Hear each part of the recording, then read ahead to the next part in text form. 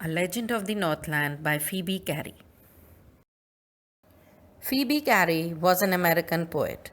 Phoebe was a champion of women's rights and for a short time an editor of a newspaper. A Legend of the Northland is a ballad. A ballad is a poem narrating a story in short stanzas. Ballad is such kind of poem which tells a story in short stanzas, and in the poem all the stanzas comprise 4 lines. In total, there are 16 stanzas in this poem, and these stanzas will tell us a story. Ballads are a part of folk culture or popular culture and are passed on orally from one generation to the next. Folk culture is a story of any area and is known as ballad. Folk culture comprises of traditional stories which are passed on from one generation to next generation. This poem puts forward the idea that one should not be selfish but always try to be helpful towards the needy. A selfish person gets no satisfaction in life. The poem is about Northland, which is a very cold region where nights are longer than days. Once, Saint Peter stopped at an old lady's cottage because he was feeling hungry. The lady was baking cakes on the hearth. When Saint Peter asked for a cake, the lady tried to make a tiny cake for him. But being selfish, she couldn't give it to him. Her greedy behavior annoyed the hungry saint. He cursed her and transformed her into a woodpecker. All her clothes, except her scarlet cap, were burnt as she went up the chimney and flew out of the top. Do you know why this poem is called a legend? A legend is a popular story from the past which is believed by many, but one cannot prove whether it is true or not. It usually contains a message or a moral and is narrated to children. The poet herself says that she doesn't believe this tale to be true. This poem is called a legend because it preaches generosity towards fellow being. Let's now hear the poem for a better understanding.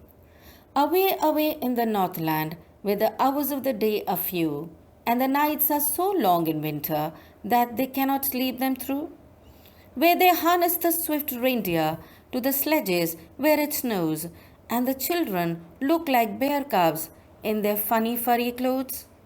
They tell them a curious story. I don't believe it is true, and yet you may learn a lesson if I tell the tale to you. Once, when the good Saint Peter lived in the world below and walked about it preaching, just as he did, he came to the door of a cottage in travelling round the earth, where a little woman was making cakes and baking them on the hearth.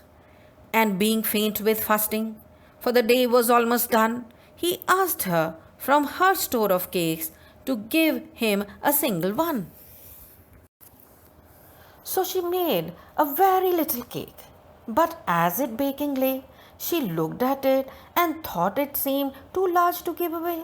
Therefore, she needed another, and still a smaller one. But it looked, when she turned it over, as large as the first had done.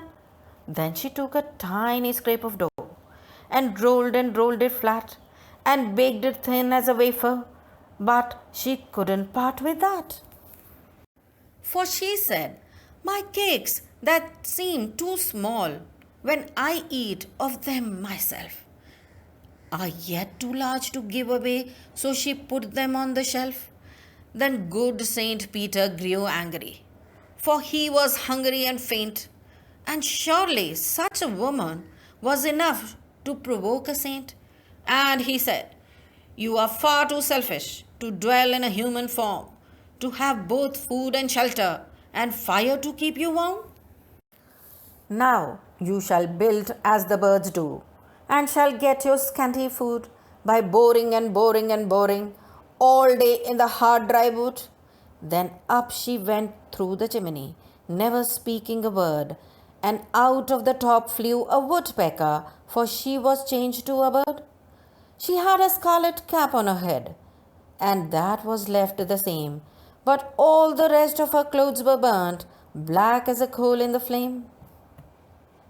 And every country schoolboy has seen her in the wood, where she lives in the trees till this very day, boring and boring for food.